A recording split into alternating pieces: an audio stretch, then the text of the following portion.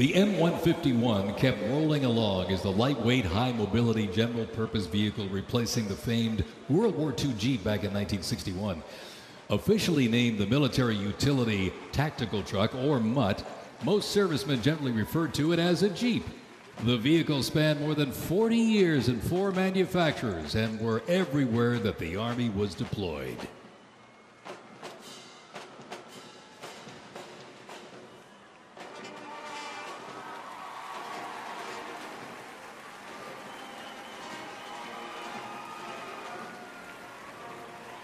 Another rolled by earlier, and at 2.5 tons, this deuce and a half, the M35A2 classic military transport truck, was a mainstay of the U.S. Army for decades, particularly during the Vietnam War and Operation Iraqi Freedom.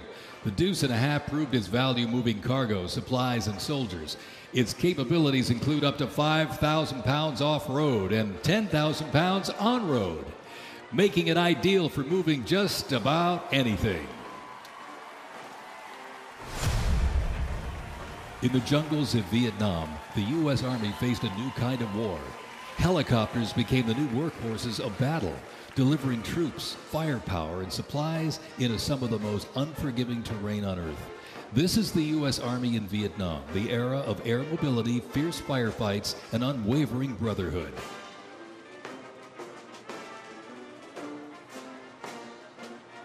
And over the music marching through, the roar of these legendary Army helicopters takes to the air. Flying overhead right now, they help define the Vietnam War. That staccato beat of the rotor blades was a welcome sound to many troops mired in combat. From transport and medevac to close air support and reconnaissance, they brought the fight to the front and pulled the wounded to safety. The OH-6 Cayuse scouted the terrain with unmatched agility. The AH-1 Cobra, also nicknamed the Snake, brought serious firepower. Its slim design, as you can see here, helped it survive and thrive in hostile environments to protect soldiers below. And the icon of the era, the UH-1 Huey, the first turbine-powered helicopter in service with the U.S. military. There was nothing the Huey couldn't do. General support, air assault, cargo transport, medic evacuation, and ground attack missions. The Cayuse, Cobra, and Huey, ladies and gentlemen, 3 iconic Army symbols in the sky.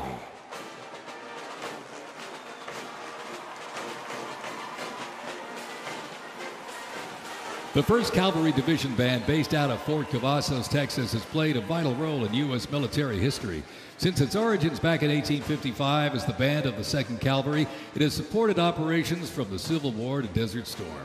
Over time, it's evolved into a powerful force, using music to strengthen bonds between soldiers and engage with communities. From World War II in Korea to the Vietnam War in Bosnia, the 1st Teen Band has enhanced morale and upheld the division's enduring legacy. Today, the band continues its mission using music to shape perceptions, foster trust, and promote national Army and division interests. Standing ready to serve, it remains an enduring symbol of the 1st Cavalry Division's legacy and commitment to duty. The band performs Hit the Leather and Ride, a march composed by Captain Robert Meredith Wilson. This piece reflects the cavalry's transition from horses to mechanized warfare, capturing the speed, the resilience, and the tradition of the division. From Fort Cavazos, Texas, everybody, the 1st Cavalry Division Band.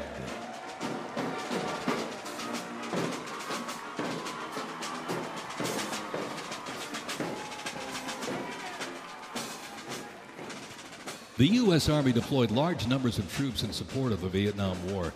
The first contingent of U.S. Army advisors arrived in Vietnam in the late 1950s, and that quickly grew to a small team of around 100 soldiers, which then expanded to more than 600 over the next decade.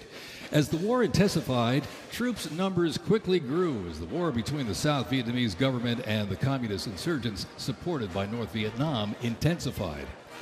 By January 1969, more than 364,200 soldiers organized around 7 divisions and 20 separate combat brigades. The United States began withdrawing its forces in July of 1969, and the last Army combat unit left South Vietnam in August of '71. The last U.S. combat soldier came home March 1973, while a small number of non-combat personnel remained until April 1975.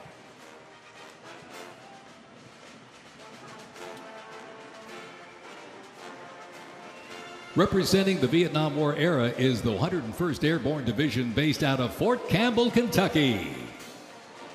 The unit is wearing replica Vietnam War uniforms signifying the soldiers who served our nation during this time. Blistering heat, thick humidity, and unforgiving terrain demanded uniform innovation. And the Army, they delivered. New lightweight uniforms were constructed to move with the soldier. The M16 replaced the M1 Garand, calling for redesigned ammo gear and faster reloads in combat. Body armor got smarter, jackets and trousers got lighter, and field equipment was reimagined to meet the mission head-on. Gone were the heavy Mickey Mouse boots, replaced by canvas tropical combat boots that offered better grip, faster drying, and all-day endurance.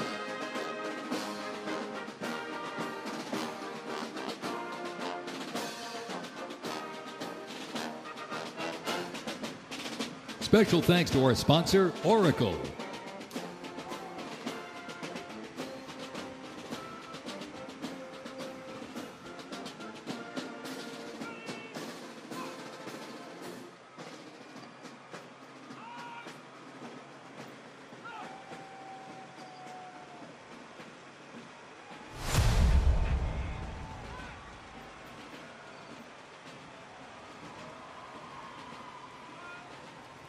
When Saddam Hussein's Iraq invaded Kuwait in August 1990, the U.S. Army deployed to Saudi Arabia to deter further Iraqi aggression in the region for what was known as Operation Desert Shield. By the fall, more than 750,000 troops comprising U.S. service members and coalition partners from more than 30 countries had assembled in the Saudi Arabian desert. In mid-January 1991, the U.S.-led coalition began Operation Desert Storm, which kicked off with an intensive air campaign designed to knock out key Iraqi infrastructure and weaken Iraqi forces.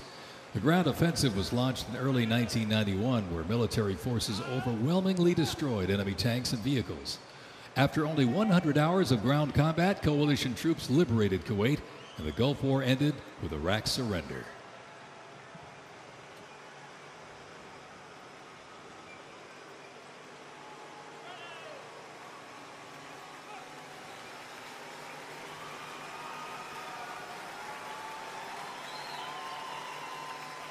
From Fort Riley, Kansas, this is the 1st Infantry Division, one of the Army's most storied divisions. Nicknamed the Big Red One because of the distinctive red on their unit patch, as the oldest continuously serving division in the U.S. Army, the unit has participated in every major operation since World War I, living up to its motto, no mission too difficult, no sacrifice too great, duty first. The 1st Infantry Division was originally established as the 1st Expeditionary Division in 1917 and spearheaded the American Expeditionary Forces in France during World War I. In World War II, the Fighting First stormed Omaha Beach on D-Day and liberated Nazi concentration camps. The highly decorated unit has had 37 members of the Big Red One awarded the Medal of Honor. In Washington, D.C., the 1st Division Monument stands in President's Park, memorializing those who died while serving in the 1st Infantry Division. Ladies and gentlemen, they are the Big Red One, the 1st Infantry Division.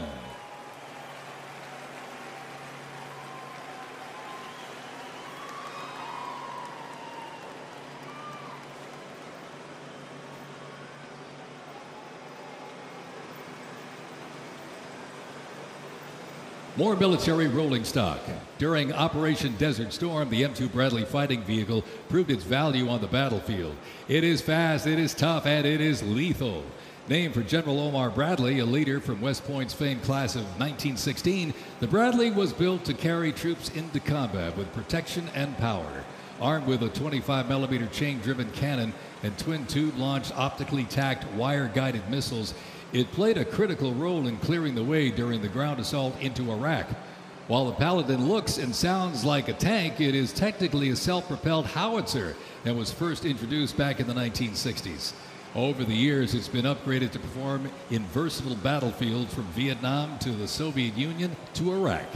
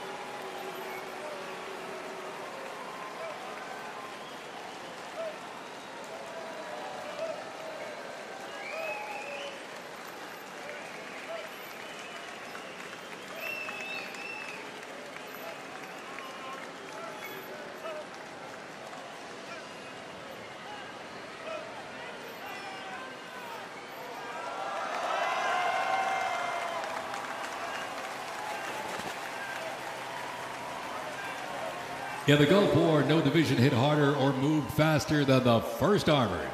The 1st Armored Division, nicknamed Old Ironsides, is the oldest, most recognizable armored division in the United States Army. As part of the buildup for World War II, cavalry and reconnaissance units were brought together to form the 1st Armored Division in 1940. In the Gulf War, no division hit harder or moved faster than the 1st Armored. Old Ironsides really led the way. During Desert Storm, they engaged in some of the largest tank battles in Army history that were decisive victories, shattering enemy formations. Based in Fort Bliss, Texas, America's Tank Division is currently supporting missions in 20 countries across 5 continents. From World War II to today, Old Ironsides remains battle-proven and always ready.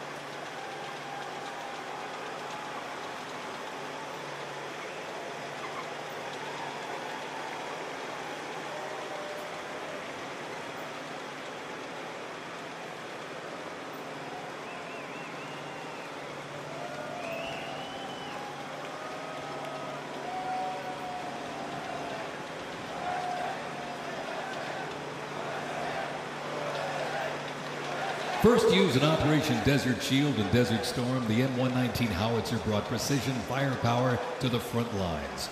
Lighter and more mobile than larger artillery, it was built for the infantry brigade, able to fire high into the air or directly at the target depending on the mission. Whether used in battery formation or as a standalone support weapon, the M119 delivered reliable, responsible fire when it mattered most. Still in service today, including on the front lines in Ukraine, it remains a trusted part of the Army's arsenal.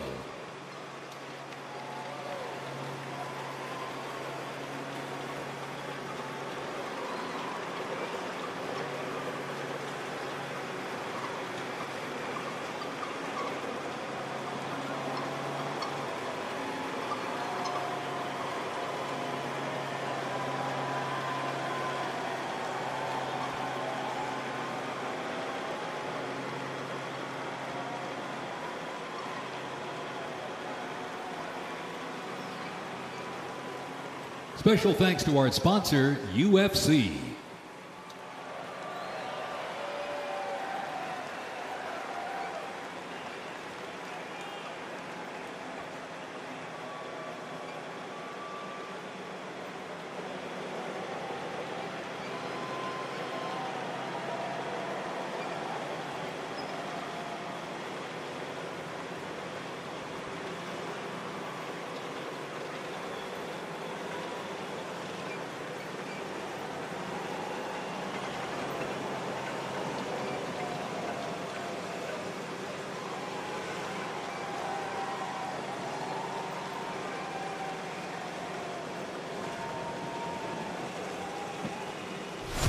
On September 11, 2001, terrorists destroyed the World Trade Center in New York City and struck the Pentagon in Washington, D.C. using commercial airliners.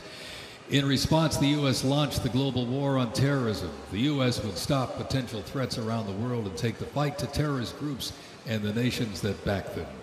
The Army immediately deployed forces to Afghanistan to destroy Osama bin Laden's al-Qaeda terrorist organization and depose his sponsors, the ruling Taliban.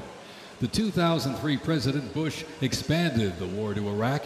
Soldiers and other armed services overthrew Iraq's dictator Saddam Hussein.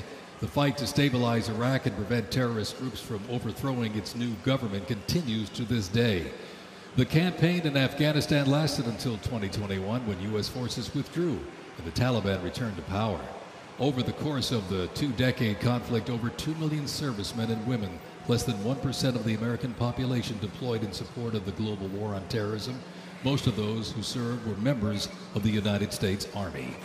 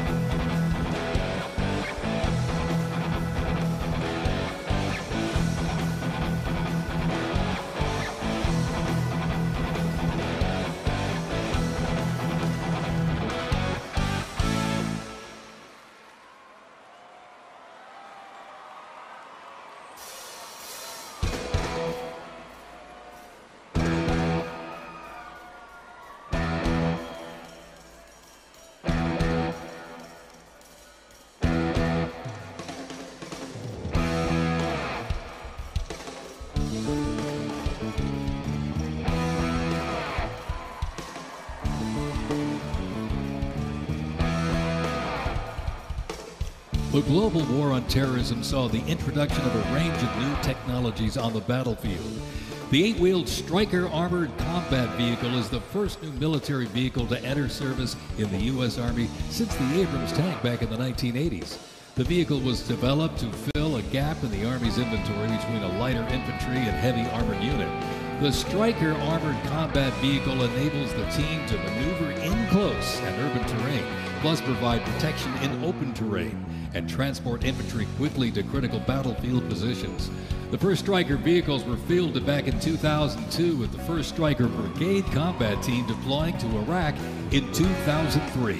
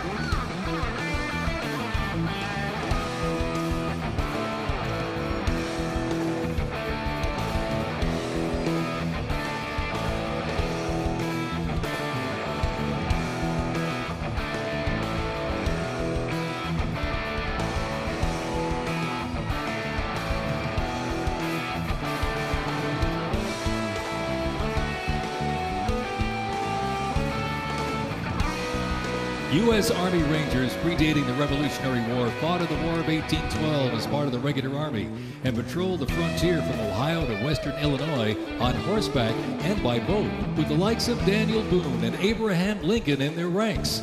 After the 9/11 terrorist attacks, Rangers were called upon to lead the way in the global war on terrorism. As part of the U.S. Army Special Operations Command, the 75th Ranger Regiment, based out of Fort Bragg, North Carolina, represents a lethal, agile, and flexible force capable of conducting many complex joint special operations missions. Today's Rangers Regiment is the Army's premier direct action raid force. It is always combat ready, mentally and physically tough, and prepared to fight our country's adversaries. The U.S. Army Special Operations Command is an elite group of individuals trained to lead and succeed in protecting the country from their threats. Composed of 5 units with unique specialties, Special Operations works in small tactical teams, taking on the most challenging and sensitive missions. Military legends to service members and civilians alike, they take on terrorists through quiet guerrilla war-style missions in foreign countries. Ladies and gentlemen, the U.S. Army's Special Forces.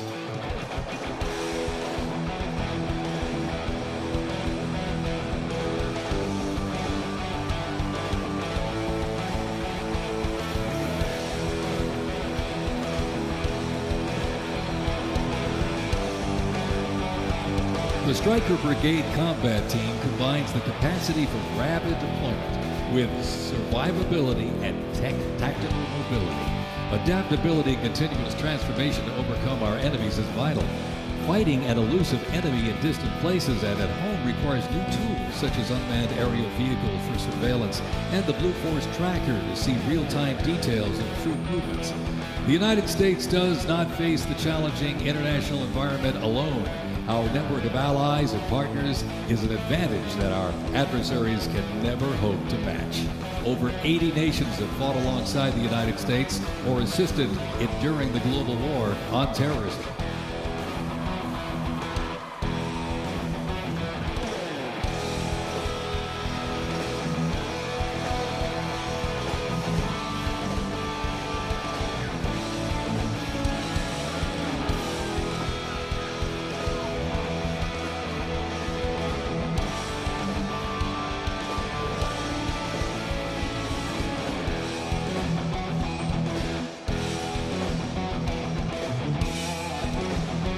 The 10th Mountain Division's climb to glory began with its establishment as the 10th Light Division in July 1943, the only one of its size in the the U.S. military to receive specialized training for fighting in mountainous conditions. After periods spent inactive as a training division and as a standard infantry division, the unit returned to its roots in 1985 when it regained its Mountain Division designation. In the 1990s, the division participated in numerous humanitarian and peacekeeping operations. During the war on terrorism, the 10th Mountain Division proved their mettle as light fighters through repeated deployments to Afghanistan and Iraq. Now, since 2002, the 10th Mountain Division, based out of Fort Drum, New York, has been the most deployed regular Army unit. Its combat brigades have seen over 20 deployments to both Iraq and Afghanistan in support of Operation Iraqi Freedom and Operation Enduring Freedom. To show America's military might, they have one purpose: to deter war and, if ordered, defeat the enemies of the United States of America. They are the 10th Mountain Division.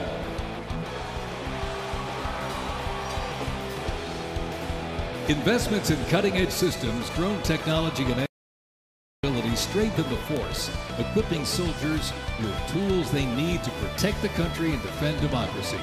The Army has 8 Stryker Brigade combat teams, 6 in the active component and 2 in the National Guard. More than 2/3 of the 7,000 servicemen and women who sacrificed their lives fighting the global war on terrorism were part of one of the Army's 3 branches: active duty forces, the Army Reserve, and the Army National Guard. The Army is continuously transforming to deter aggression to ensure our adversaries cannot outrange or outpace us. This transformation is not just about adapting, it's about maintaining dominance, ensuring that America's Army remains unmatched in its speed, flexibility, and ability to support the nation's strategic priorities.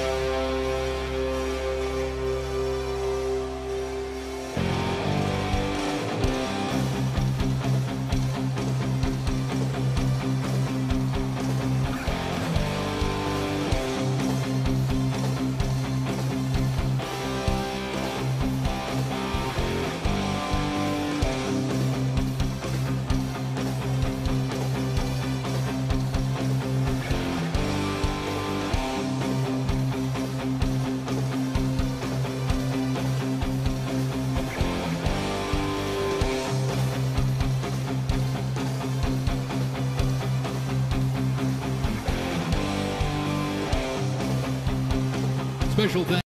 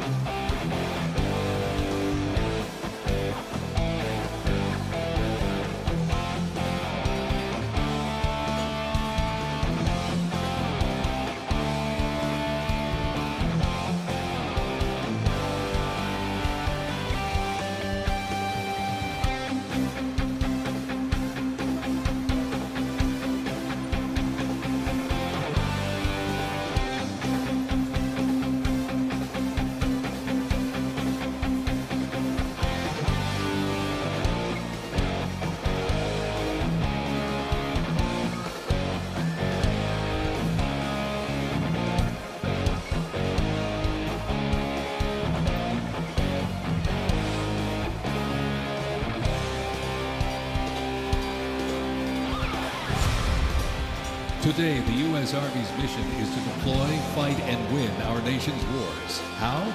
By securing ready, prompt, and sustained land dominance by Army forces across the full spectrum of the conflict as part of the joint force.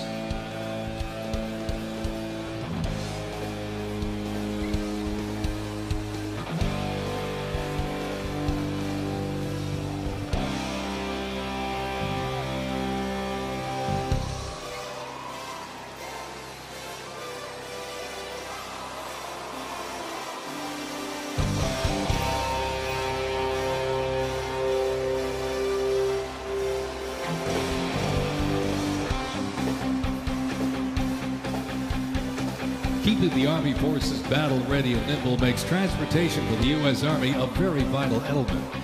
Spread across the parade today, numerous fighting vehicles, some designed for very specific functions and others for flexibility, but they all must be maintained. With over 200,000 trucks alone, wheeled vehicle mechanisms ensure that the fleet of vehicles are ready, and these mechanics get the job done. This convoy starts with the M777, a lightweight howitzer. These lightweight howitzers may not look particularly lightweight, but are made from titanium. They are 7,000 pounds lighter than their predecessor, the old M198. Used by the Army since 2005, the M777 is currently being used in Ukraine. Weighing only 4,700 pounds, the M119 howitzer is smaller and is used by infantry brigades, particularly for air assault missions. It was first used in Operation Desert Shield and Desert Storm in 1991 and is also seeing active use in Ukraine.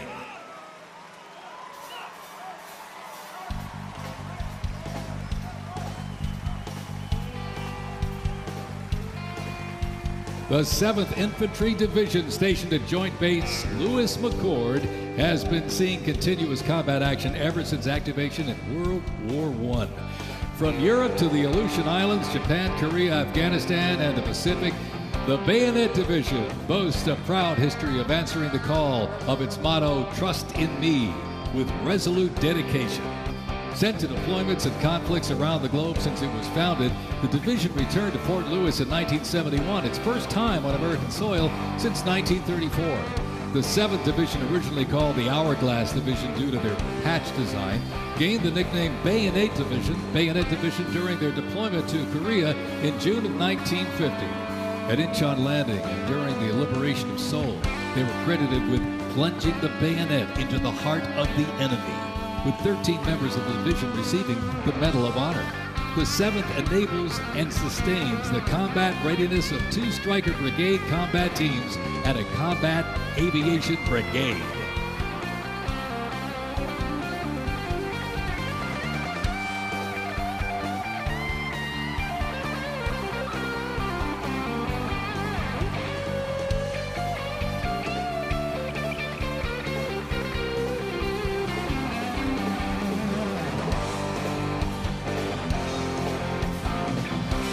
With the American soldier, the cornerstone of everything the Army does, we are continuously transforming. Army careers span the spectrum from attorneys to astronauts and mechanics to engineers. The Army's greatest asset is our people, the finest men and women our great nation has to offer, with a myriad of talents that make us stronger. Aside from its people, the Army's next greatest asset is its technology and equipment. Coming up next, these vehicles offer a glimpse of what the Army employs for readiness and battle. The portable howitzers and the portable Abrams tank were used extensively in the Gulf War, along with Bradley tanks and the infantry squad vehicle. The ISB provides enhanced tactical mobility of an infantry brigade combat team. This allows commanders greater freedom of movement and action. The ISB provides the warfighter with increased flexibility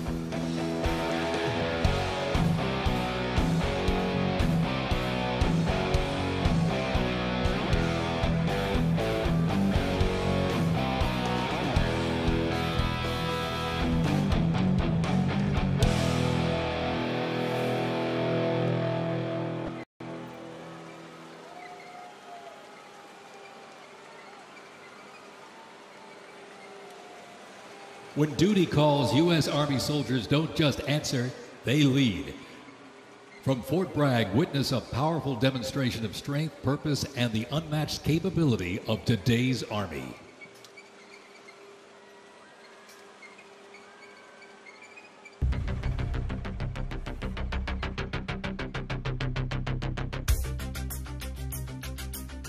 The Army has made me see my potential, and I feel like it's molded me into a better person. I grew up in a very patriotic household. My grandfather, he served in World War II, and his brother, my uncle, served in Vietnam. I can do this. If they can do this, I can do this. When I was born, my dad was still serving in the military, and him coming home in his uniform, I'm like, yeah, I want to do that. Ready for takeoff. My motivation, I think it follows in line. I think with what my family's done is kind of a sense of duty to serve our country and give back since it's given us so much.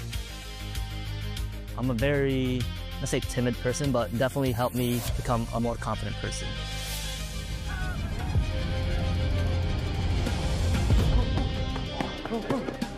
Working with a group and my peers, it really shows how much working with a team can strengthen you. All right, ready to go? Ready to go. I derive a lot of purpose from serving others.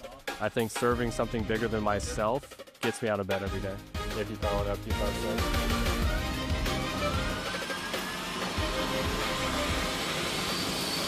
I definitely pushed myself further than I ever thought I could go. I joined the military service because I want to deploy. That's my main goal, is deploy, deploy, deploy. If we get the call, we have to go somewhere, we'll do what needs to be done. That's just the way we operate here.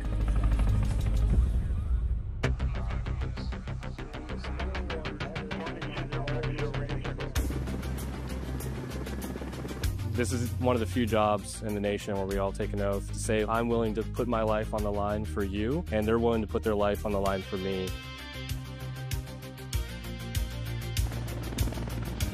This is what we train for. This is what I want to do. My team leaders and squad leaders, they know exactly what to do. Check equipment, check weapons, check ammo.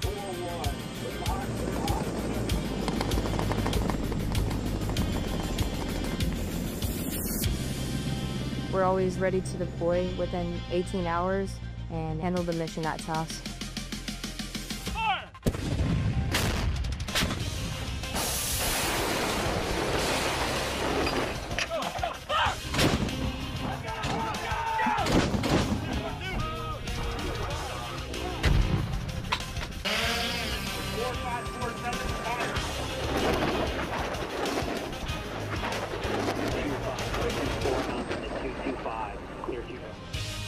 We jump so frequently so that our jump masters and the paratroopers are ready to deploy. Outboard personnel, stand up!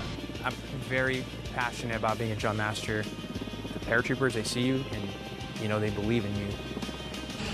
Stand ready! I love to instill that confidence with my passion into those paratroopers. It's a rush. It's great. Drop them clear for personnel drop.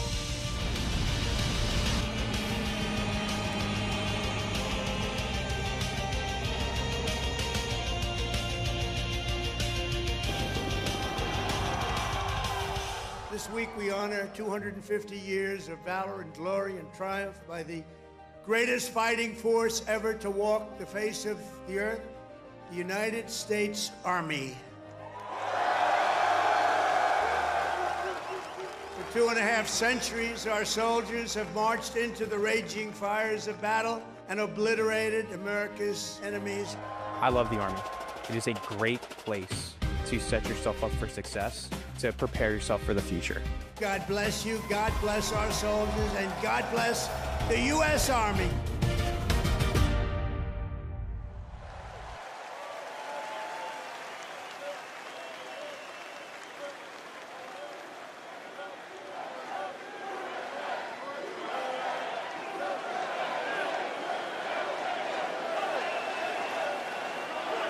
Joint Base Elmendorf, Richardson, Alaska is the home to America's Arctic Angels, who execute expeditionary operations worldwide, conduct multi-domain operations in the Indo-Pacific Theater and the Arctic, and on order decisively defeat any adversary in extreme cold weather, mountainous and high-latitude environments through large-scale combat operations. The Angels are the Army's only Arctic division.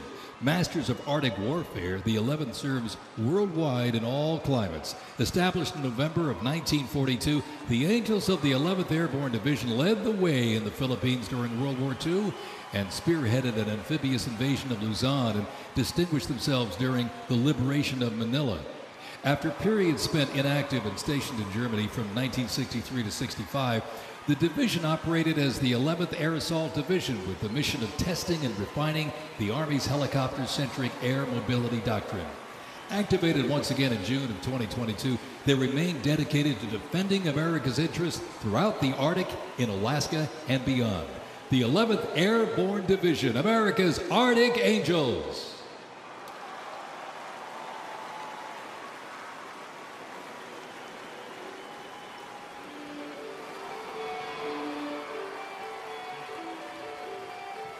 Requiring ongoing maintenance in the field and on base because nothing happens until something moves, wheeled vehicle mechanics supervise and perform maintenance, repair, and recovery operations on vehicles that serve the Army in a variety of mission-critical roles.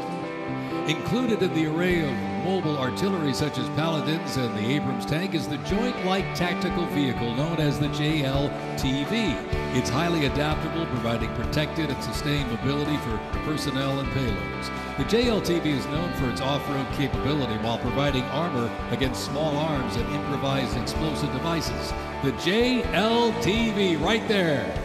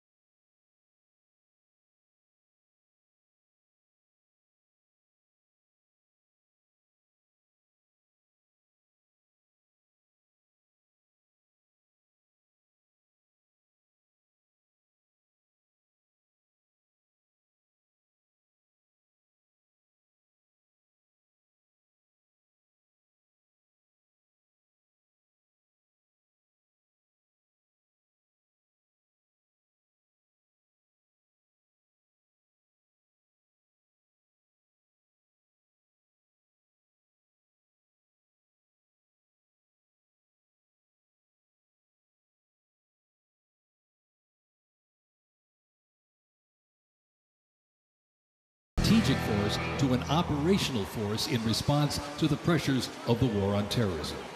In the 170,000 Army Reserve soldiers and 11,000 civilians serving their home communities, and when needed, they can quickly mobilize. The Army can't deploy, they can't fight or win without the Army Reserve. They are an important component of Army readiness. Let's have a big hand for the Army Reserve.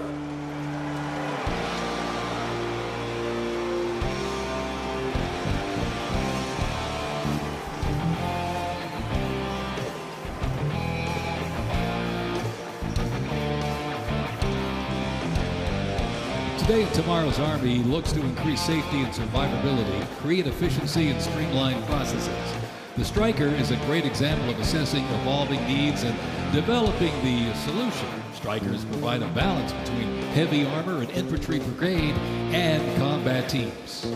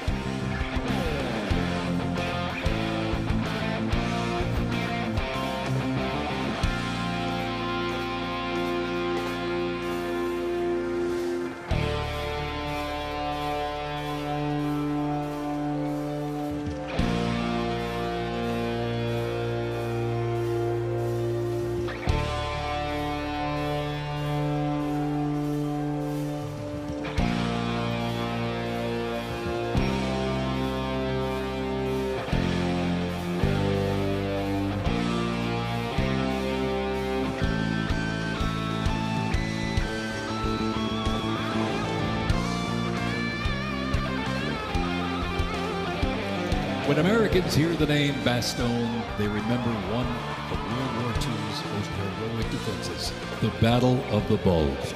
Surrounded by German forces in the frozen forests of Belgium in December 1944, soldiers of the 101st Airborne held the line.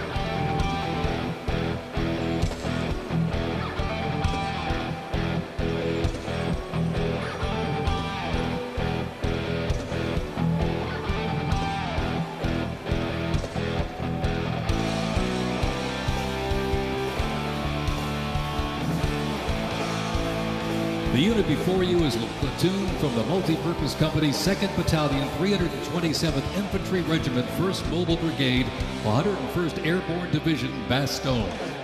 They are showcasing the Army's Transformation in Contact Initiative, a program that allows the Army to rapidly test, evaluate, and equip our soldiers with the newest technologies. Modern, mobile, and mission-ready, the Bastogne Brigade continues to adapt to new threats while staying rooted in the fierce resilience that defined its birth. They are carrying the next-generation squad weapons, the XM7 and XM250, both equipped with the XM157 optic.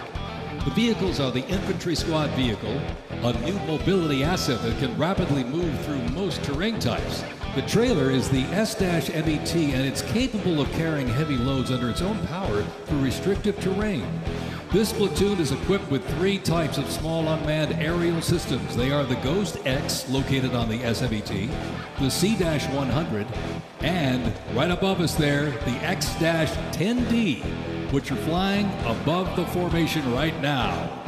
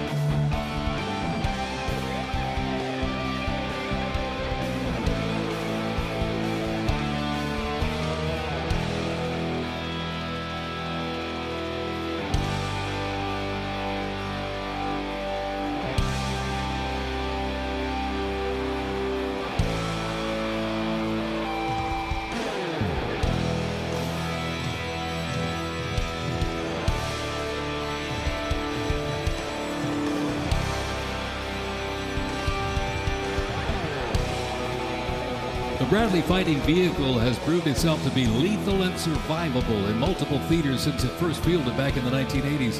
Designed as a troop transport tank killer and to match speed with an Abrams tank, the Bradley is a fierce fighting machine. The Bradley accompanies American troops often with the M1A1 Abrams tank, nicknamed the Beast and Whispering Death because of its firepower, accuracy while moving, and its stealth. Together, they offer mobility and firepower, a fearsome combination.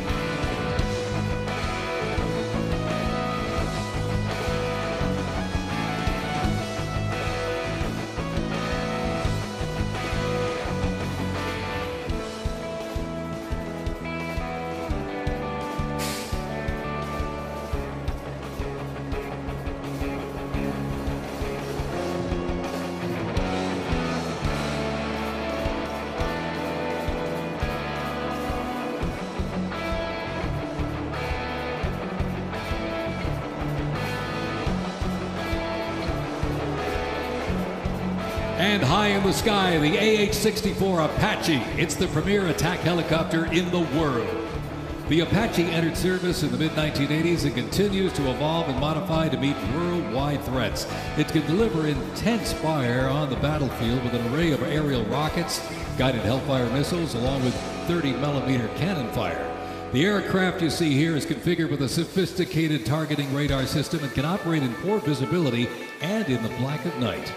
With more than 1,280 aircraft in operation accumulating over 5 million flight hours, 1.3 million of which have been in combat, the AH-64 Apache represents the backbone of the U.S. Army's attack helicopter fleet and a growing number of international defense forces.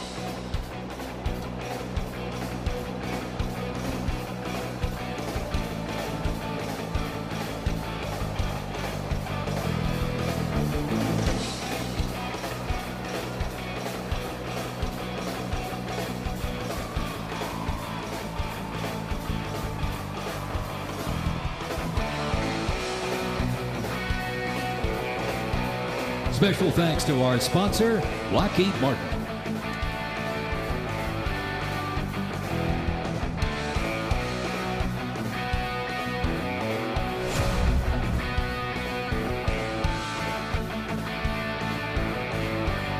Now, let's roll on to the future of Army readiness.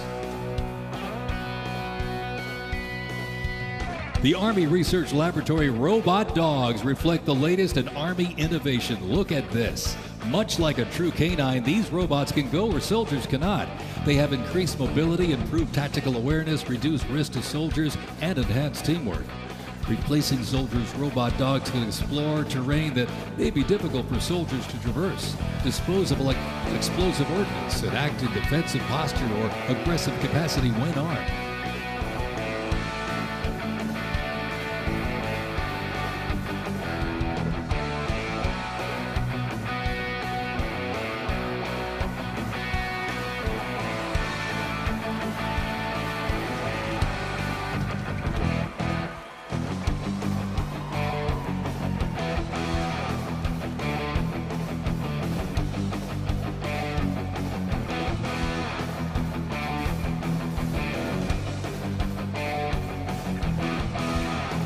The Ghost robot dog is another innovation that can adapt seamlessly for various missions from recon to bomb recognition. These dogs reduce risk and support soldiers completely in high-stakes missions. They have a standard walk speed of 2 miles per hour and are working towards 6.7 miles per hour sprint.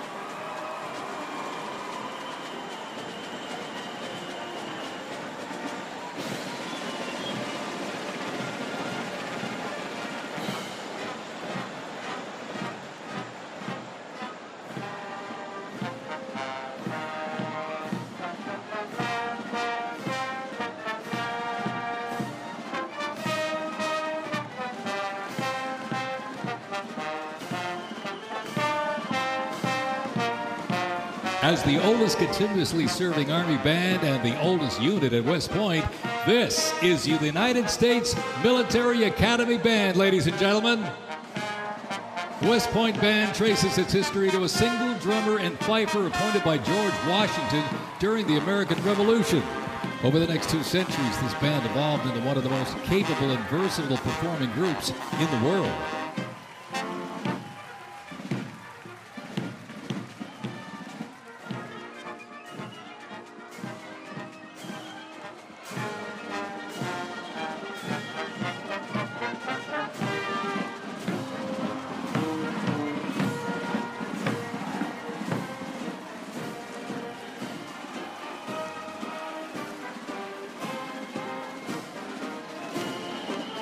one of the most prestigious institutions in the world where leadership is forged and duty becomes destiny. This is West Point, where Army leaders are made. With the motto of duty, honor, and country, West Point trains the best and brightest to serve their country as Army officers. Founded back in 1802 by President Thomas Jefferson, West Point is the home of the Long Gray Line, a legacy of courage and excellence that includes 77 Medal of Honor recipients, 2 U.S. presidents, Grant and Eisenhower, and numerous generals, including John J. Pershing, Douglas MacArthur, and Norman Schwarzkopf.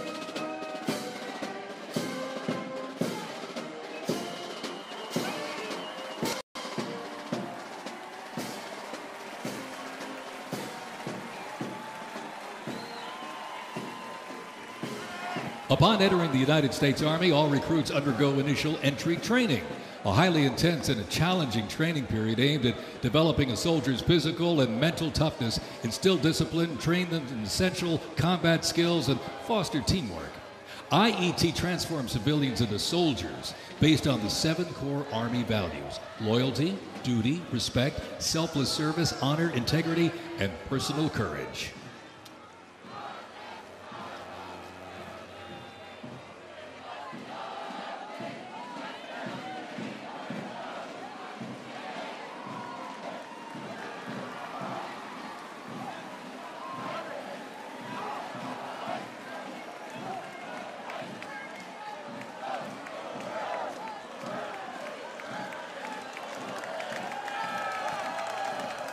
The Virginia Military Institute, on a mission to produce citizen soldiers, men and women educated for civilian life, prepared to serve their country in the armed forces. VMI counts a Nobel Prize winner, 11 Rhodes Scholars, generals, 7 Medal of Honor recipients, and a Pulitzer Prize winner among its graduates. As one of the nation's senior military colleges, students at Virginia Military Institute can participate in Army ROTC or the Corps of Cadets. While cadets in the Corps can serve in any branch of the United States military or pursue other careers, those in Army ROTC earn their commission as officers, ready to serve on active duty in the National Guard or Army Reserve. Each year, the Army Senior ROTC Blue Ridge Battalion commissions approximately 130 second lieutenants, ensuring that excellence in leadership continues in generations to come.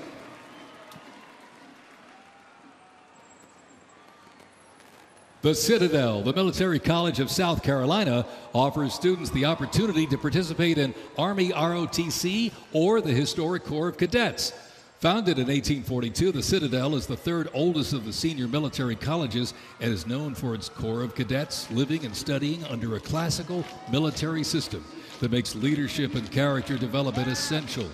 While military service is not required in graduation, more than 120 students earn their commission each year through the Army Senior ROTC Palmetto Battalion, playing a vital role in shaping the future.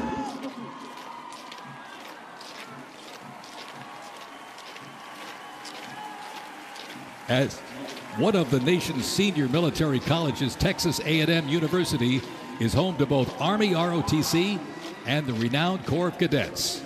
The Corps of Cadets' central purposes has remained building individuals that exemplify respect, excellence, leadership, loyalty, integrity, and selfless service. Students at the university who participate in the Army ROTC earn their commission as officers, ready to serve on active duty in the National Guard or Army Reserve.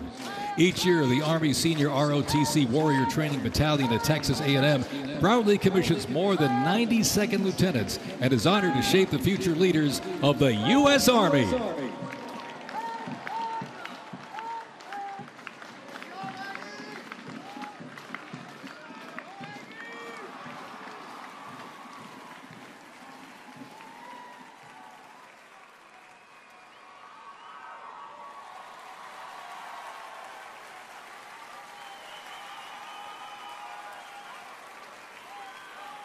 In a powerful display of commitment, these future soldiers will raise their right hand and take an oath of enlistment, pledging to serve our nation. This joint formation is proudly led by the Joint Task Force, National Capital Region, and the Military District of Washington Retention Team.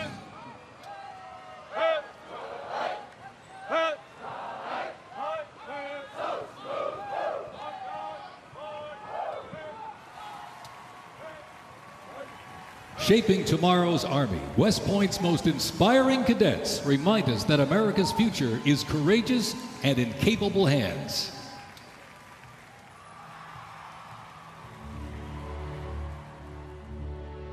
The pride to serve my country knows that I'm doing it not for myself.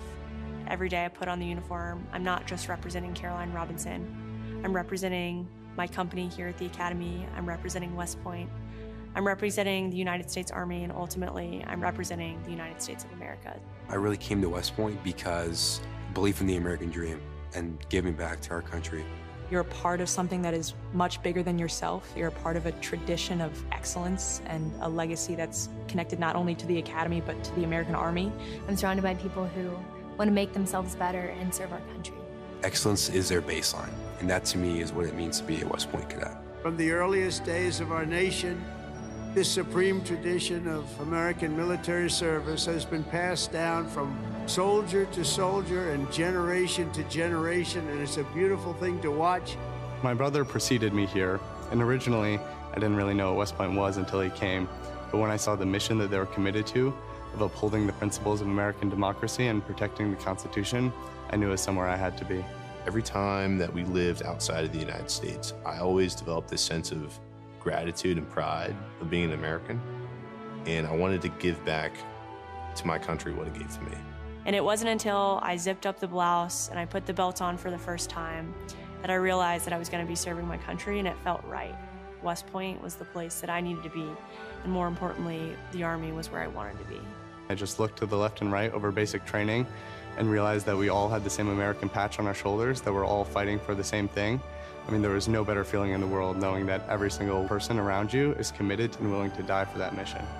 You came for excellence, you came for duty, you came to serve your country, and you came to show yourselves that you are among the smartest, toughest, strongest, most lethal warriors ever to walk on this planet.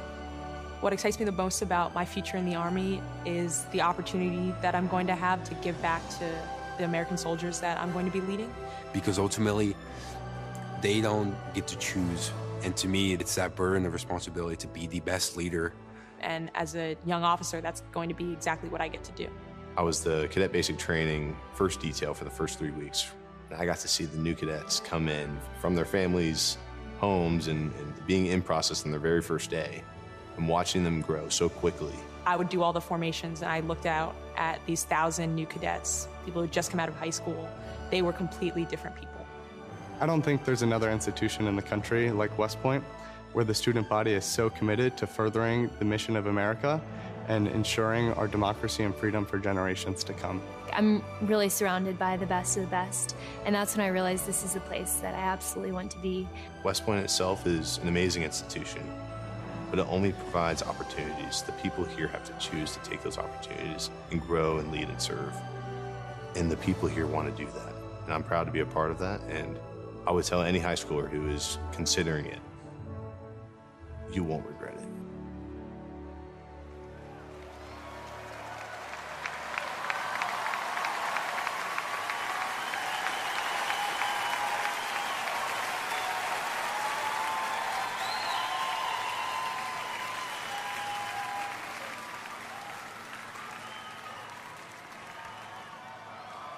Left. Pace. Mr. President, First Sergeant Norton reporting for duty, sir. Ready to commence the ceremony as directed. I state your name. Do solemnly swear that I will support and defend the Constitution of the United States of America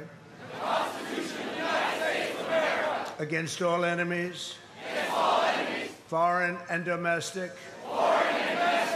that I will bear true faith and allegiance to the same, and that I will obey the orders of the President of the United States and the orders of the officers appointed over me according to regulations and the Uniform Code of Military Justice. And the Uniform Code of Military Justice. So help me God. So help me God. Congratulations. Congratulations. Welcome to the United States Army, and have a great life. Thank you very much. Have a great life. Thank you.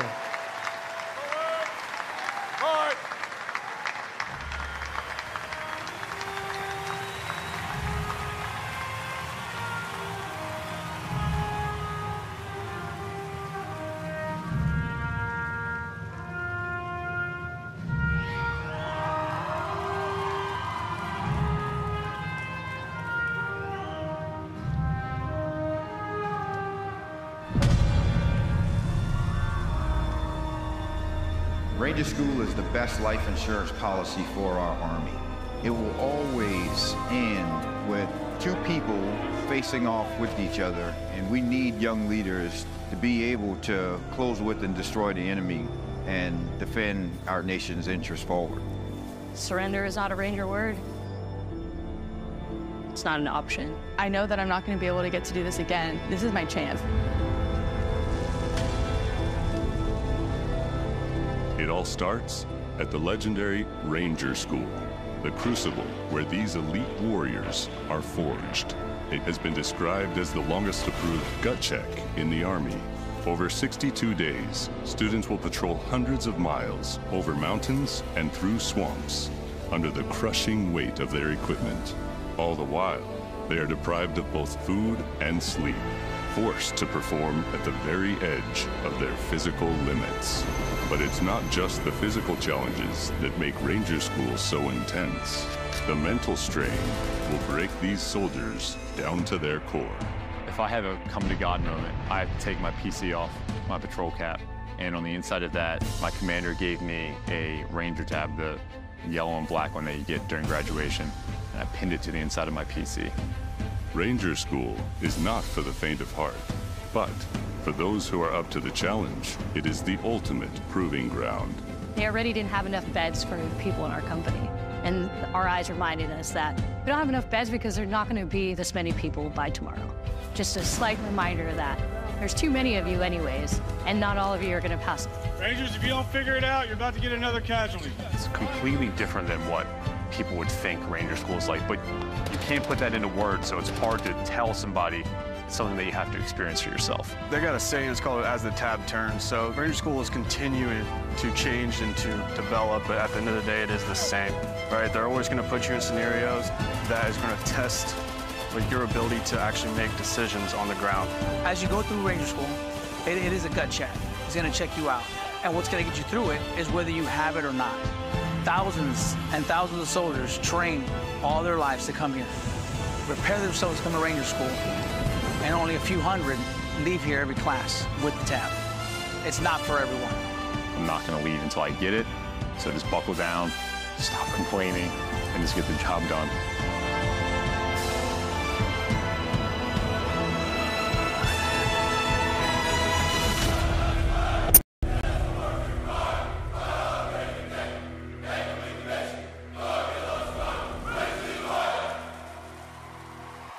Please welcome country music sensation and proud supporter of our troops, Warren Ziders.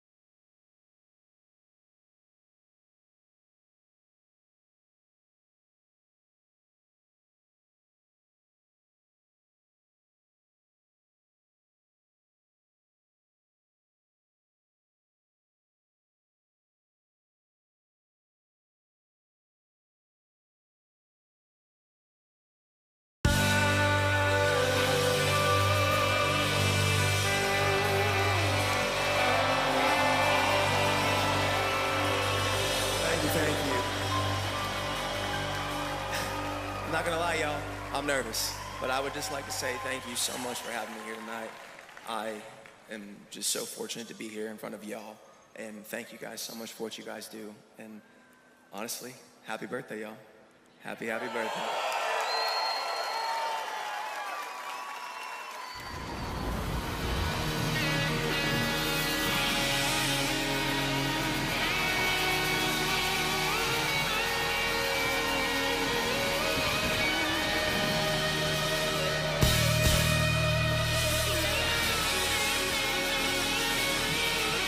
This next song was loved by y'all. So if you know the words, please sing along. This song's called Ride the Lightning, y'all.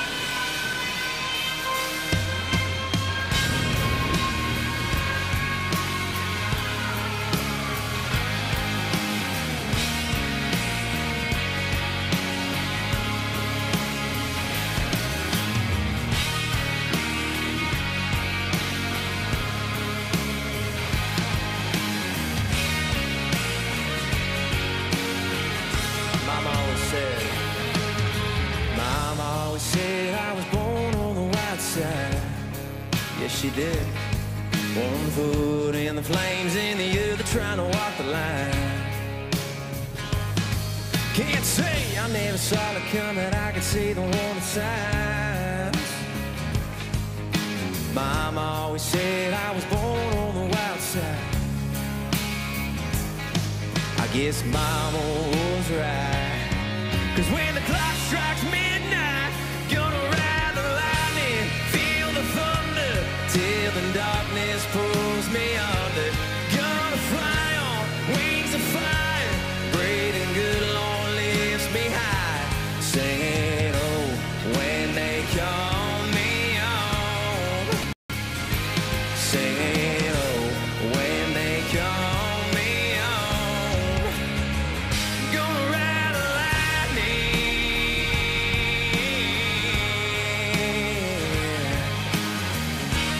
I see you singing, my friend. There's a man in a black coat standing at a crossroads, with a pen in his hand and a long list of lost souls. They say he flips a coin, fools at a fool's gold. There's a man in a black coat standing at a crossroads. I hope he lets me pass by when I close my eyes. Gonna ride the lightning, feel the thunder till the darkness pulls me under. Gonna fly on wings of fire, breathing good, Lord lifts me high. Singing, oh, when they call me on. Singing, oh, when they call me on. Gonna ride the lightning, ride the lightning, ride the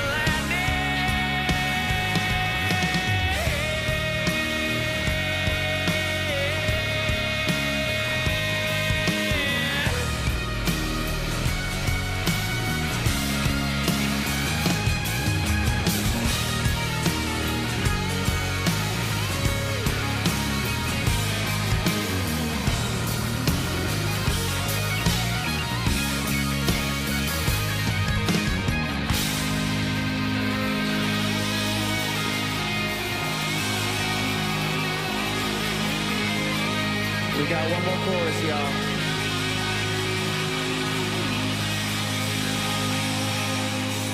Gonna ride the lightning, feel the thunder till the darkness pulls me under.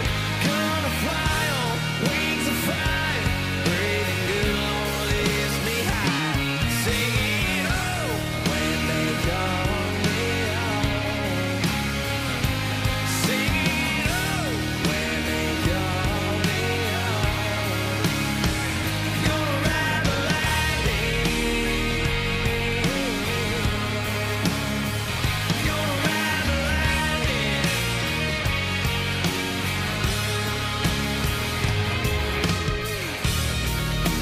Ladies and gentlemen, everybody here, everybody that has attended tonight, I just want to say thank you so much. And I'll leave y'all with this. I'm Warren Zatters, y'all. Thanks for having me.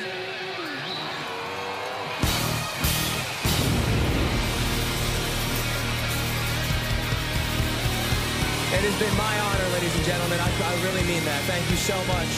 Happy birthday to the Army. Happy birthday to our President, Donald Trump. Amen, y'all. God bless America, baby!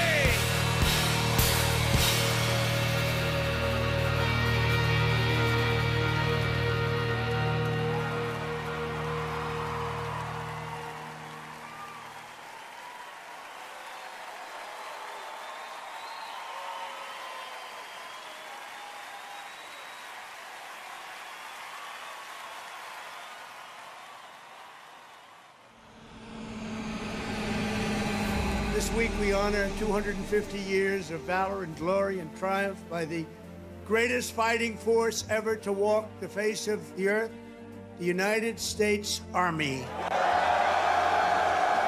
Each of you on the field today is among the most talented members of your generation. You could have done anything you wanted. You could have gone anywhere. You could have gone to any school. Matt's incredible heroism helped ensure that not a single American soldier died in the Battle of Shock Valley. For 2.5 centuries, our soldiers have marched into the raging fires of battle and obliterated America's enemies. The dignity, daring, and devotion of the American military is unrivaled anywhere in history and any place in the world. Our soldiers do not rest until they win. Our citizens know that you're standing guard, killing terrorists, crushing our enemies, and keeping America safe. But you're also keeping it strong and proud and mighty and free. This week we remember that we only have a country because we first had an army. As President of the United States, let me express my undying gratitude for every soldier here today, for every veteran and their incredible families, and for every patriot who has worn the uniform. Our debt to you is infinite and everlasting. With the grace of God, America will always prevail.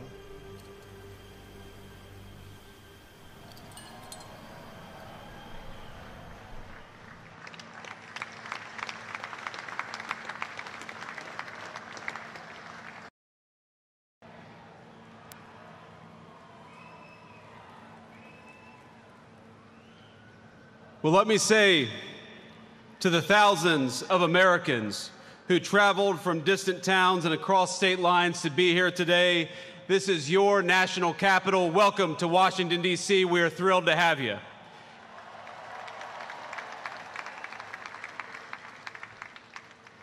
This evening, as we celebrate the 250th anniversary of the United States Army, the oldest branch of the greatest fighting force ever known to man, I want to say to all the soldiers all across our nation's capital and all across the world, happy birthday, soldiers. We're proud of you.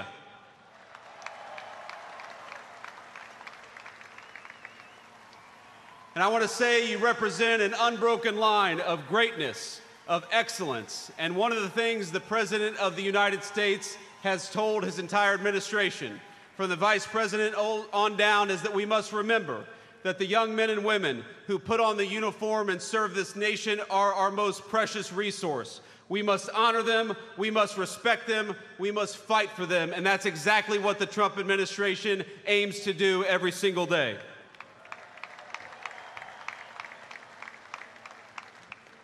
And so to our soldiers, we're so proud of you, and let me tell you that the way that we honor and respect you is, number one, we never ask you to go to war unless you absolutely have to. And number two, when we do ask you to go to war, we give you the weapons and the support needed to kick the hell out of the enemy and come back home safely.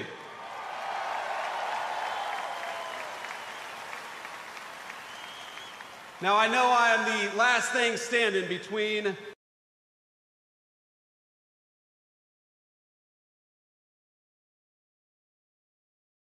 June the 14th is, of course, the birthday of the Army. It is, of course, the birthday of the President of the United States, and happy birthday, Mr. President. But I would get in trouble if I didn't mention that it's also my wedding anniversary. And so to my lovely wife, I love you, honey, happy anniversary, and thank you for everything that you do for our country. So without further ado, it is my pleasure to introduce the 45th and 47th Commander-in-Chief of the United States military, President Donald J. Trump.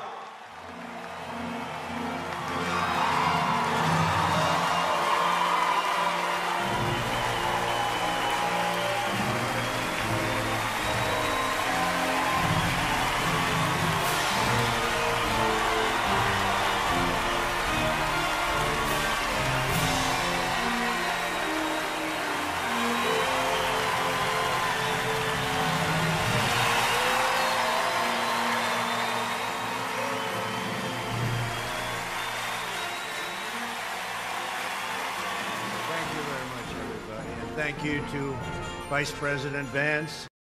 Thank you to our wonderful First Lady. And above all, thank you to the greatest, fiercest, and bravest fighting force ever to stride the face of this earth, the United States Army. Thank you very much. Because the Army keeps us free, you make us strong, and tonight, you have made all Americans very proud. They're watching from all over the world, actually. Made them all very proud. Every other country celebrates their victories. It's about time America did too. That's what we're doing tonight. And watching this magnificent display, our souls are filled with gratitude for every generation of warriors who have worn the uniform all the way back to the very beginning. So to every veteran across our land, and right here in our nation's capital, including 6 recipients of the Congressional Medal of Honor, we love you, we honor you, and we salute your noble service to our flag and to our country. As we celebrate tonight, we also think of the hundreds of thousands of Army soldiers who have made the supreme sacrifice for our nation and selflessly laid down their lives in every war, from the Revolution to the War on Terror. To the Gold Star families with us today, the courage of your heroes is the bedrock on which our entire nation stands. We thank you. Yes, we thank you. Today we commemorate an event that did not just change American history, but changed the history of the entire world. With the creation of America's Army on June 14th, 1775, liberty got its shield and the freedom got its sword. Those first Army patriots in the American Revolution fought against a fearsome enemy and impossible odds, but they were armed with a righteous cause. They were led by an indomitable commander, a truly great man, General George Washington, and they were united by an eternal creed. Their motto was victory or death. Over the past 2.5 centuries, our warriors have shown unrivaled valor on fields of battle around the globe. With the frostbitten feet and bloody fist, they have marched into the flames and fury of combat, charged up mountains, stormed beaches, waded through torrents of gunfire, and leapt into skies thick with smoke and shrapnel. The U.S. Army has driven bayonets into the heart of sinister empires, crushed the ambitions of evil tyrants.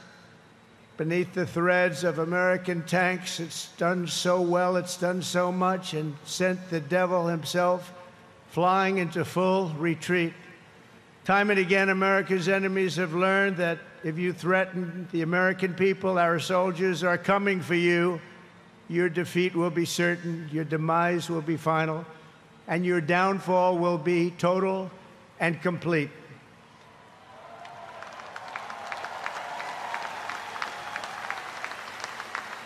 because our soldiers never give up, never surrender, and never, ever quit. They fight, fight, fight, and they win, win, win.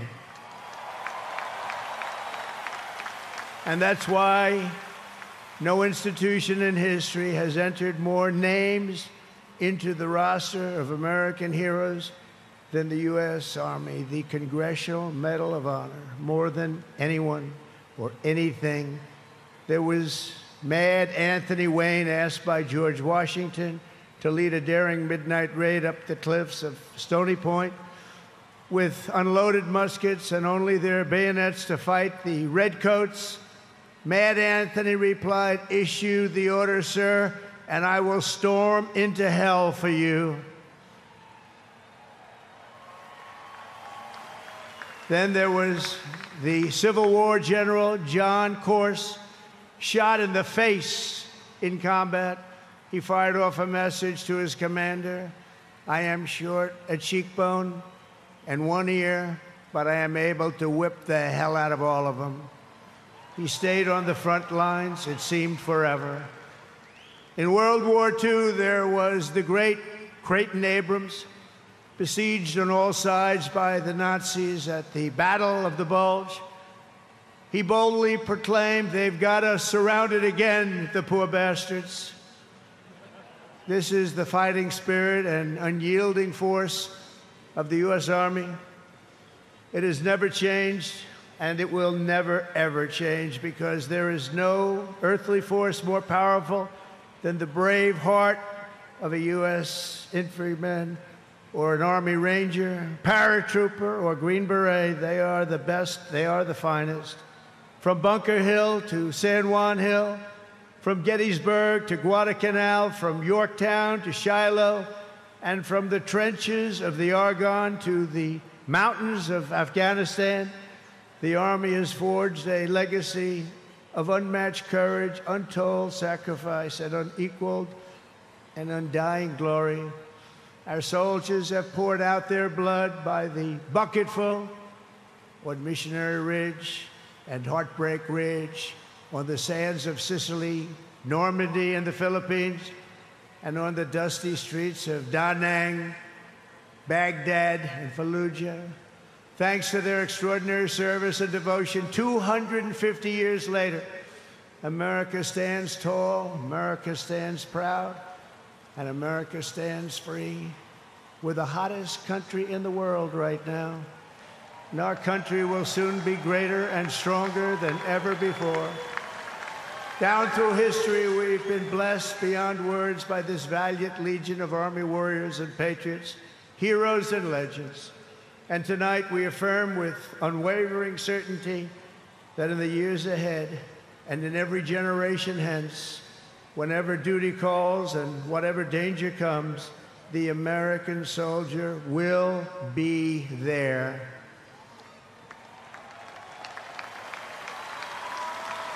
No matter the risk, no matter the obstacles, our warriors will charge into battle.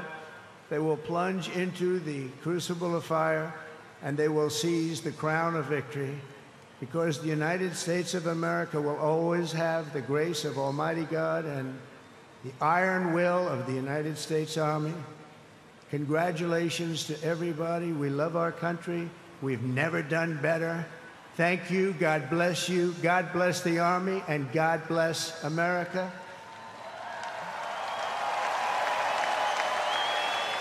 And now I'd like to ask our great First Lady to join me at the podium. Thank you very much, everybody.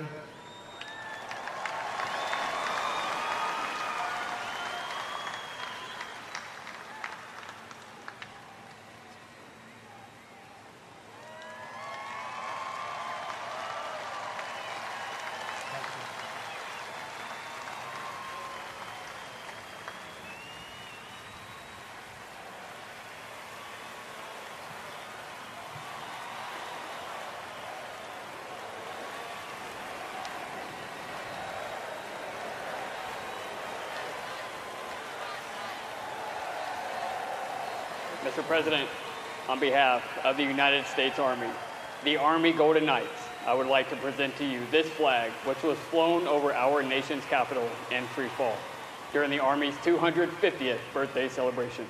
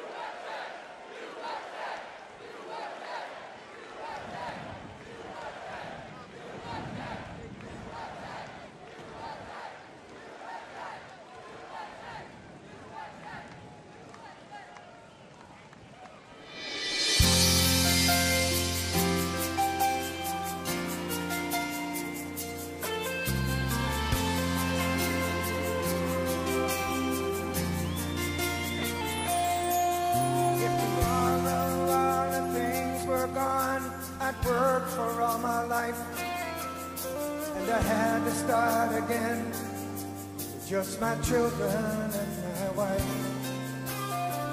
Thank my lucky stars to be living here today, 'cause our flag still stands for freedom, and they can't take that away.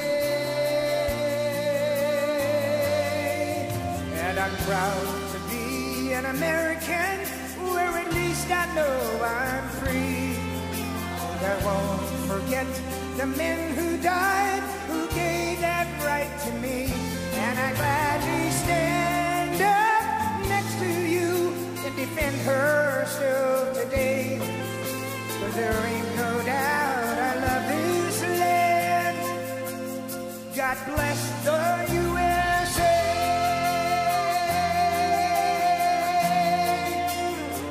Happy birthday, Mr. President.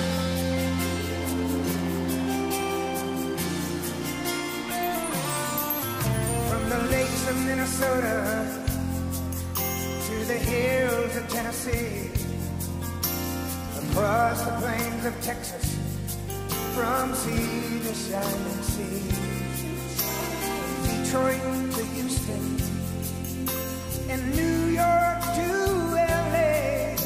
There's pride in every American heart, and it's time we stand and say, sing it with me. I'm proud to be an American, where at least I know I'm free. And I won't forget the men who died, who gave that right to me. And I gladly stand up next to you and defend her still today. 'Cause there ain't no doubt I love this land. God bless the USA.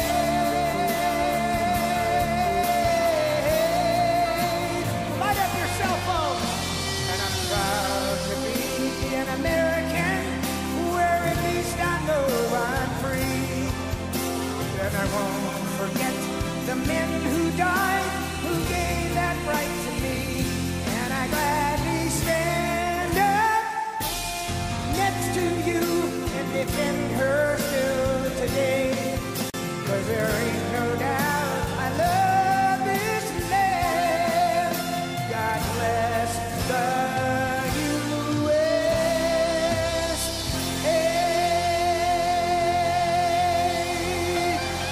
God bless the United States Army. Thank you.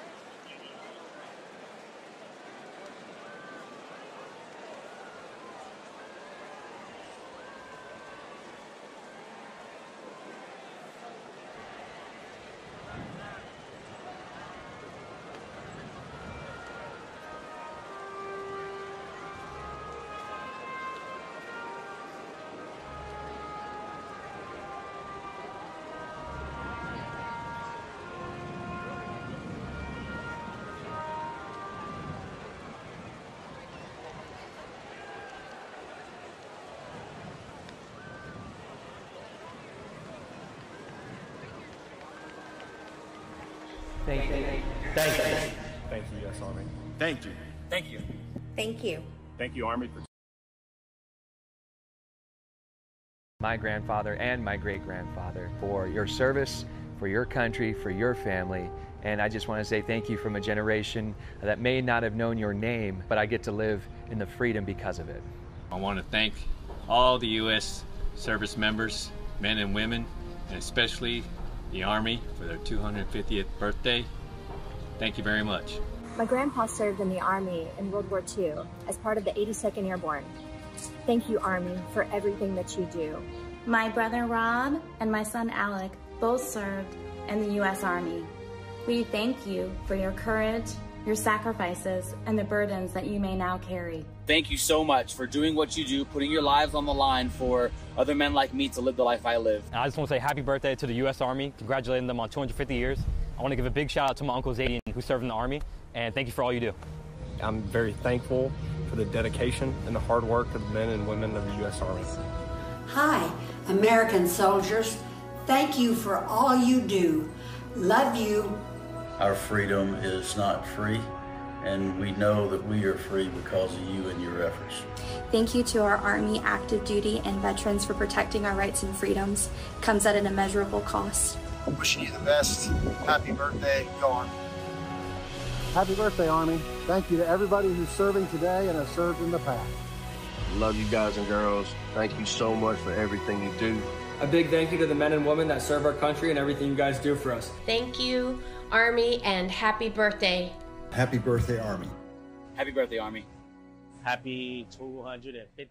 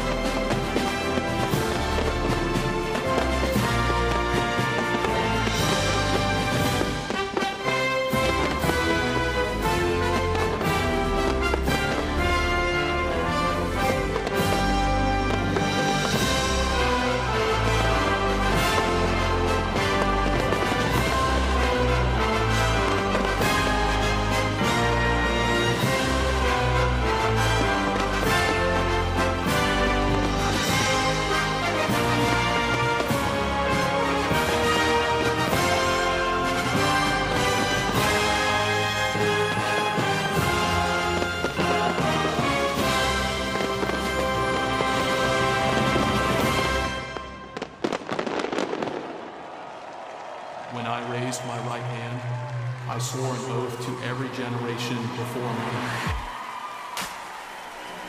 I wear the same branch insignia as the soldiers who crossed the Delaware. Before there was a nation, there was an army.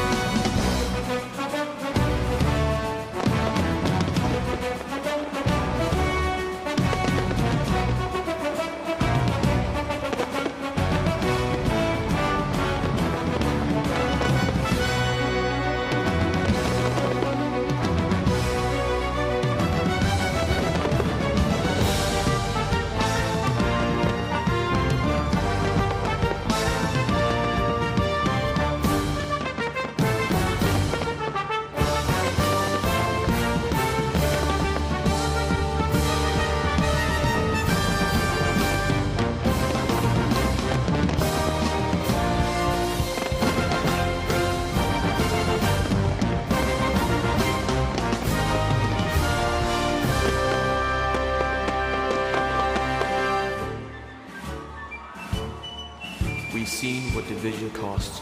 I serve because unity is worth the fight. I carry that legacy forward every time I put on this uniform.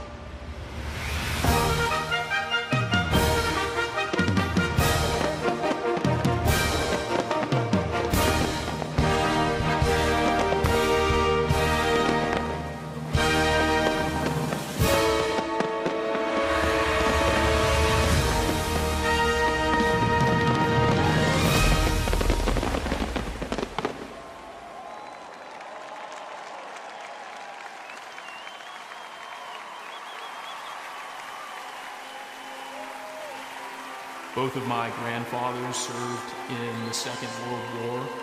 They answered the challenges of their time, and it is my goal in this uniform to answer and meet the challenges of my time head on. He ain't heaven, he's my brother.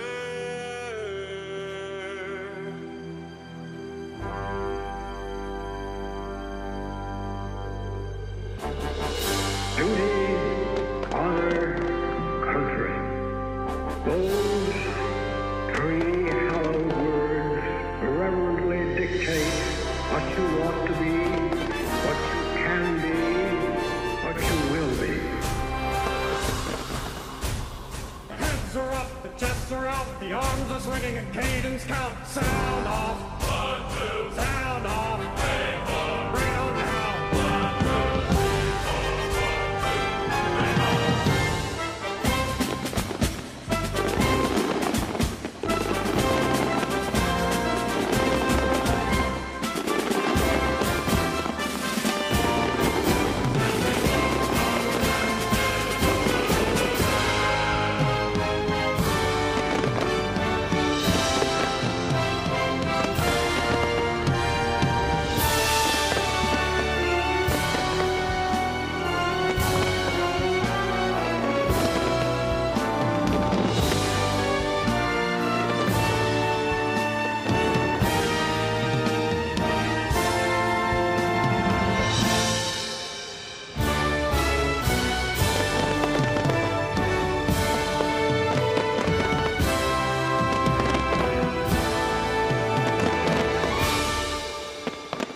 There's a strength in these bonds. There's a realness to these bonds. It's not just because this is your team, it's because your life depends on these people.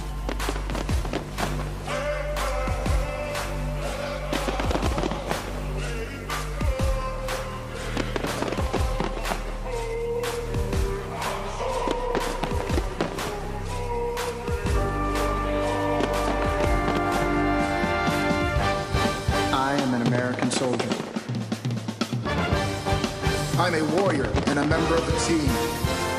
I serve the people of the United States and live the Army values. I will never accept defeat. I will never quit. Trained and proficient in my warrior task and drill. I am an expert and I am a professional. The enemies of the United States of America in close combat. I am a guardian of freedom and the American way of life. I am an American soldier. I am an American soldier. I am an American soldier. So on we go. His welfare is my concern. No burden is he to bear. We'll get there. For I know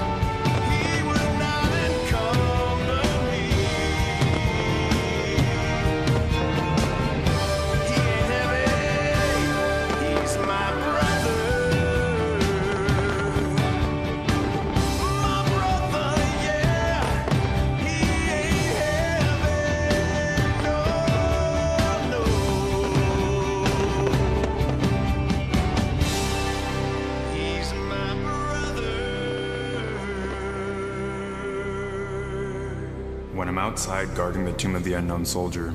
It is one of the most honorable jobs I think that I could have had in the military. I think about those soldiers who made the ultimate sacrifice. Oh, beautiful for heroes proved in liberating strife.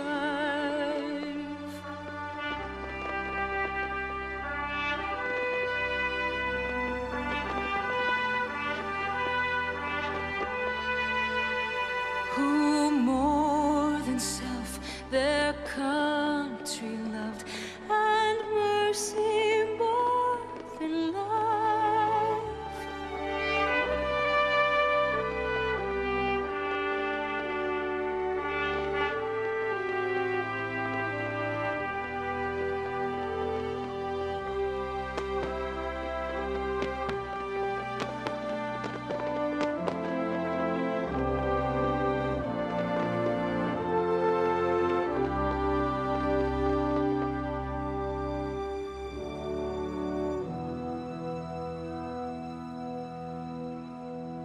And I will always do my duty, no matter what the price. Hey, I've counted up the cost, I know the sacrifice. Whoa, and I don't want to die for you, but if dying's asking me, I'll bear that cross with honor. Hey, freedom don't come free. I'm an American soldier, an American. Beside my brothers and my sisters, I will proudly take a stand. When liberty's in jeopardy, I will always do what's right. Man, I'm out here on your front line. Sleep in peace tonight. American soldier, I'm an American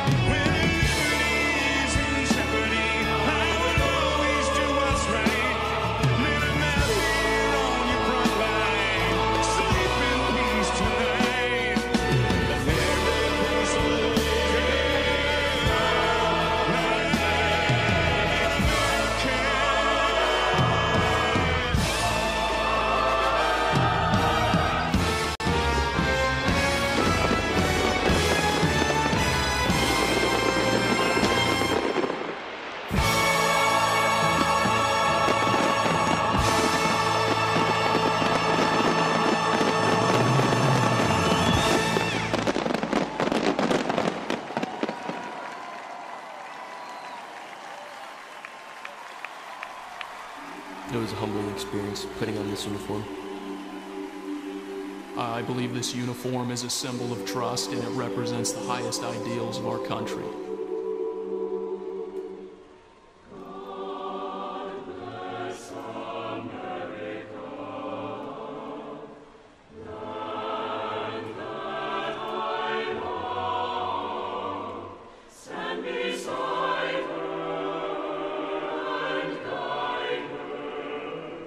Through the night with a light from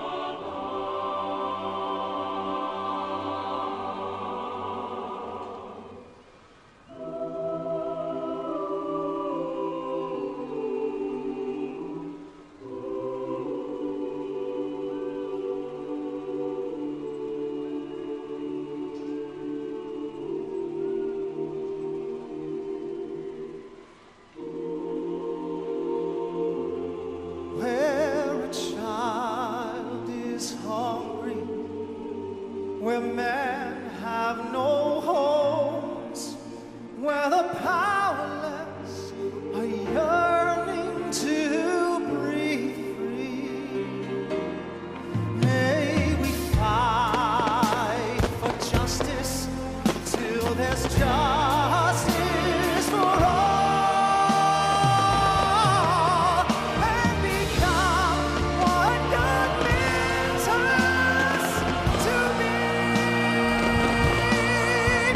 I pledge my allegiance to the grand old flag and the promise of hope from sea to sea.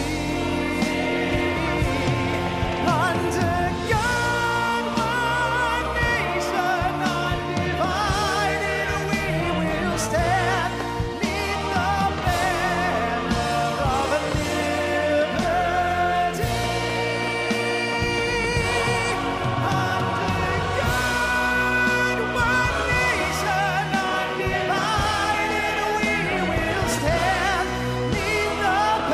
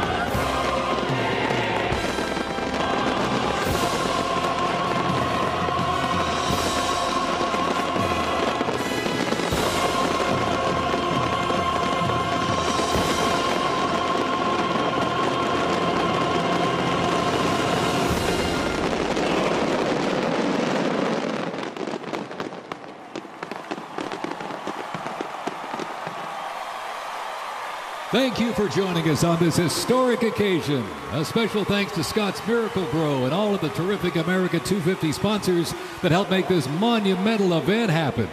And to you here in our audience or watching at home, to those in our U.S. military who are currently serving, have served, or being remembered, thank you for celebrating in the greatest country in the world. God bless you and God bless America.